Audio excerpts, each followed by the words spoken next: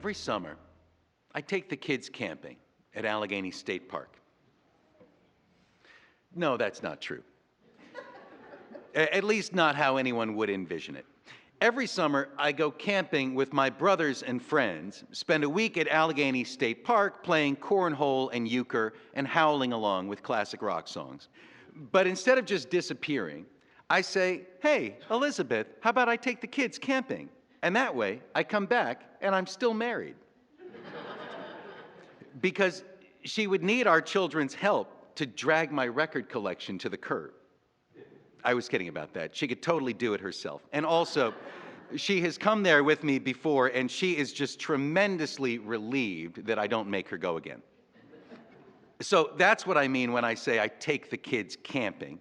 I play card games, and they conduct field studies of middle-aged wildlife. A couple summers ago, we were playing by the cabin when a black bear appeared at the edge of the forest. They come silent. The underbrush and fallen leaves are too frightened to crackle as this 600-pound animal lumbers by. She wore a single earring, whatever that means, and was followed by 2 cubs. Soon as we saw them, we grabbed the kids and ducked into the cabin. Then we watched from the doorway as this big mother bear browsed through our stuff, unimpressed, with her flat face and emotionless eyes. In my imagination, bears are like big dogs with expressive eyebrows, but apparently most bears are not like this, which makes me wonder if human-like facial expressions are something we selectively bred into dogs. By which I mean, it makes me wonder if dogs learn to mimic human whimper faces as a means of training people to slip more sympathetic scraps under the table. And that makes me wonder if dogs invented the table so that they could get scraps from one person while hiding from the other, and then go switch to the other side. I didn't mean to leave that bear story hanging in suspense. I'm just saying it was twice as scary because this bear's face didn't show any sign of caring whether it killed us all or not.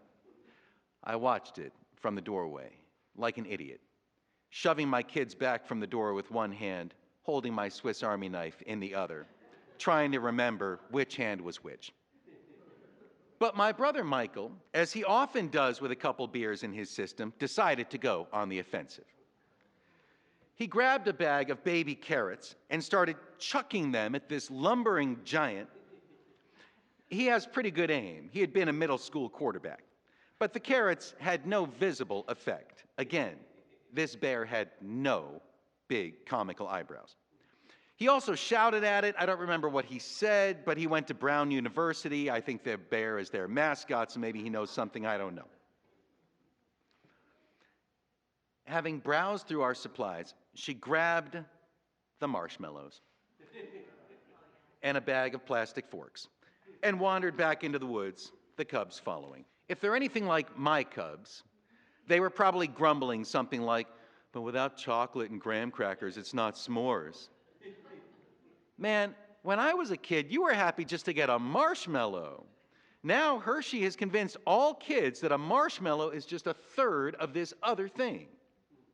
Anyway, so the bear took our most precious natural resource, by which I mean marshmallows are a good way of producing child silence, which is our most precious natural resource. Plus, the bag of forks. I thought about calling after it, don't cook those marshmallows with a plastic fork. They've got too many chemicals already. You'd think a bear, of all creatures, would understand to use a stick. We were all fine. I don't remember whether Michael took credit for fending off some attack, but it's hard to imagine him not doing that. And yet, of course, the bear wasn't trespassing on our property.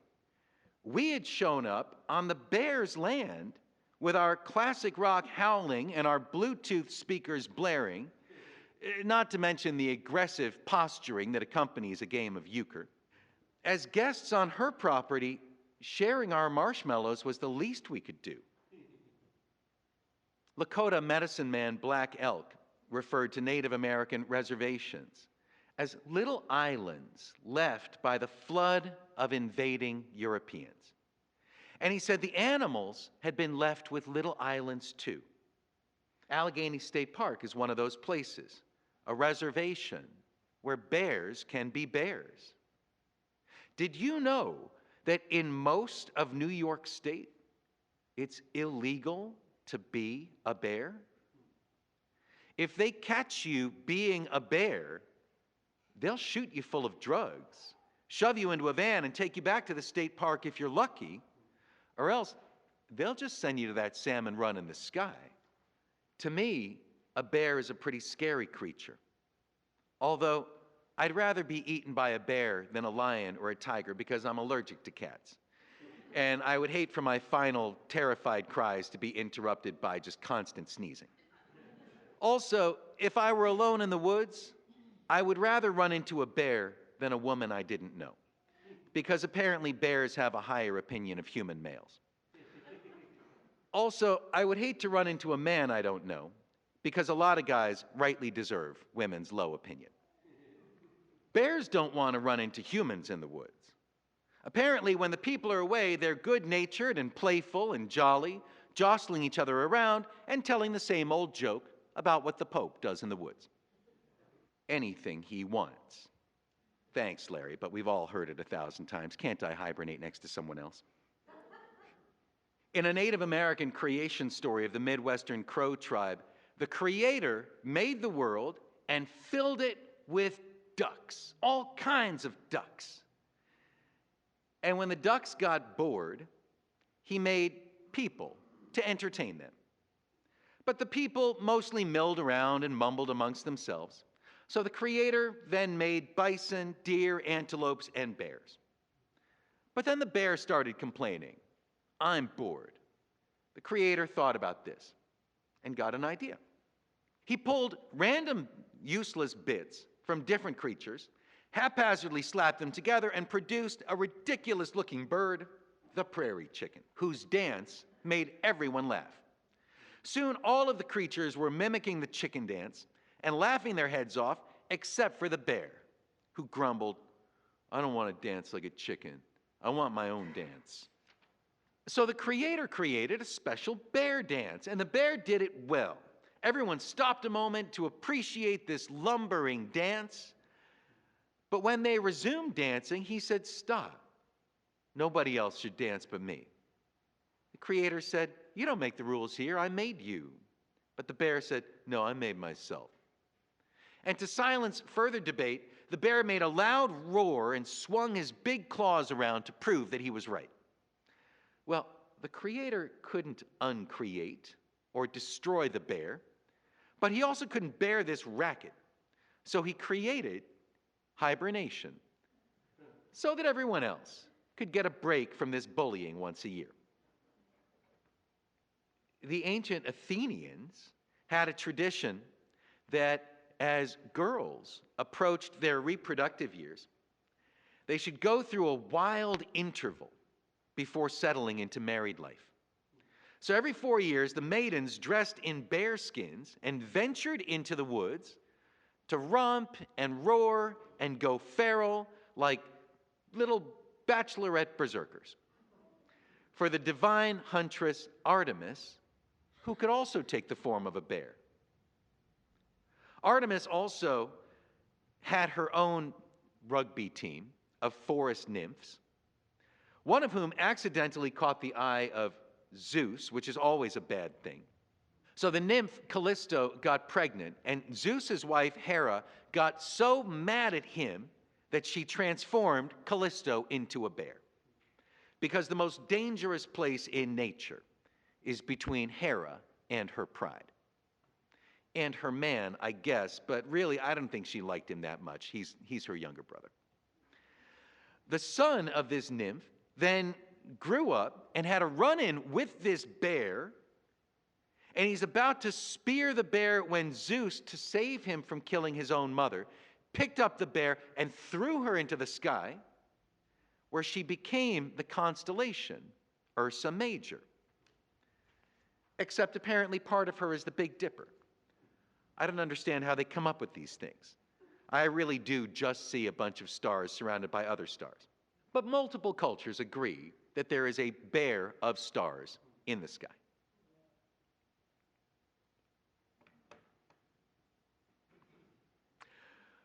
One of the most beloved Bible stories that doesn't get told enough in Sunday school is in the second book of Kings, also known as K2, Curmudgeonment Day. The prophet Elisha, who had been Elijah's Padawan, had just salted the springs of Jericho. And we read, as he was walking along the road, a group of boys from the town began mocking and making fun of him.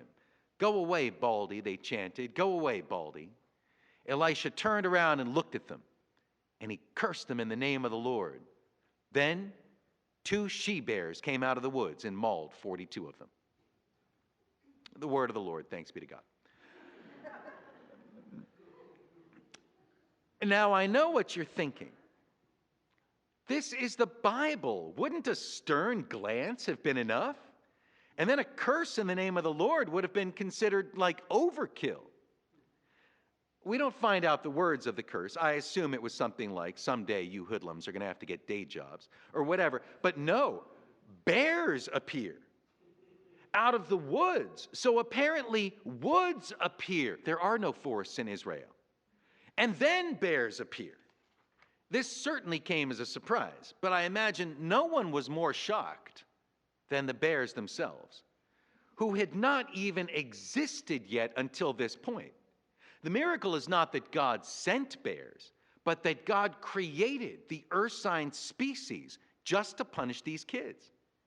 I mean, that is, unless we count the line in Genesis where God creates every tree that bears fruit, which, if the bear was a noun and fruit was a verb, would put a whole new interpretive spin on why God commanded Adam and Eve not to eat the fruit of a certain tree. That's where the bears do their fruiting. It's a gummy bear tree. But that's a highly doubtful reading. Or perhaps when Sarah asked Abraham if she was too old to bear a child, she may have been wondering if she could bear a tack, 42 of them. We could go on like this all day, right up until the point where the Lamb of God bears the sins of the world. But it's a fruitless pursuit. In a literal reading, bears were brand new in that Elisha story. Except perhaps for a mysterious cameo appearance in the first book of Samuel, when someone asks young David if he can really slay Goliath, and he says he, quote, "has killed both lions and bears, and this uncircumcised Philistine shall be like one of them." From this, they must have deduced that a bear was some unhygienic species of art critic. But David was one of the Bible's most blatant liars. I don't even believe he was a shepherd. So we can't just take his word for it that bears existed. Anyway, these kids made fun of this prophet, and God miraculously manifested a pair of bears into existence. Not male and female did he create them, but specifically 2 she-bears, which is pretty progressive when you think about it. And they spawned the whole species.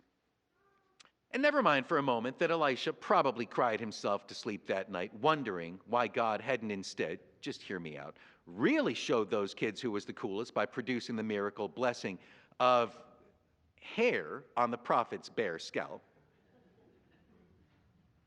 The book of Proverbs in the Bible says it's better to meet a she-bear robbed of her cubs than a fool in his folly. Even scarier than that would be to meet the evil genius who actually managed to rob the bears of their cubs, because that guy is both wicked and crafty. Compared to that, meeting a fool in his folly is a teddy bear's picnic. I know the word folly is falling from usage. It means throwing carrots at a wild animal 4 times your size. Or maybe folly just means Miller High Life. I like to have fun with the Bible. I have a whole master's degree in making Bible jokes. But while researching about bears in the Bible, I came across this quote, which, in my opinion, is even better than revelation. It's actually relevant. In Isaiah 59, we growl like hungry bears. We moan like mourning doves. We look for justice. Our courts oppose the righteous, and justice is nowhere to be found. Truth stumbles in the streets, and honesty has been outlawed. You know, a quote like that reminds me why that book is still around. Because that's real people dealing with real problems. You know, I worry about that bear, the one we saw at Allegany State Park. This year, she went down to hibernate in early winter and won't get up till spring.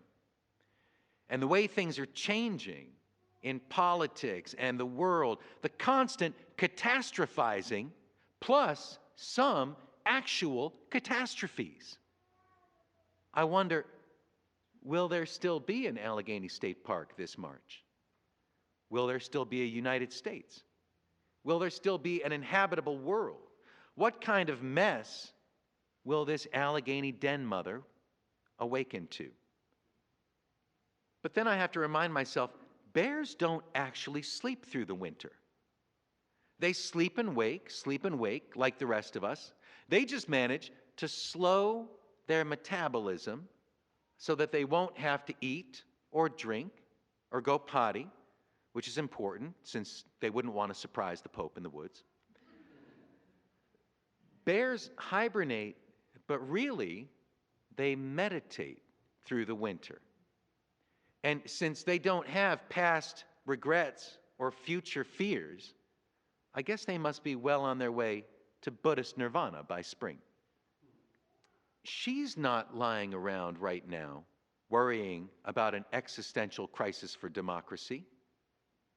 This spring, she'll get up and she'll do what bears did in the Obama years and in the Reagan years. What bears did in the Roosevelt years. Not the Roosevelt that hunted bears and had stuffed animals named after him. I mean the other Roosevelt. She'll do what bears did before some nut planted the tree that got cut down to make George Washington's dentures. She'll do what bears have done since the last ice age. She'll nurse her cubs and her wounds in winter, and she'll meet the spring with a roar. Thank you.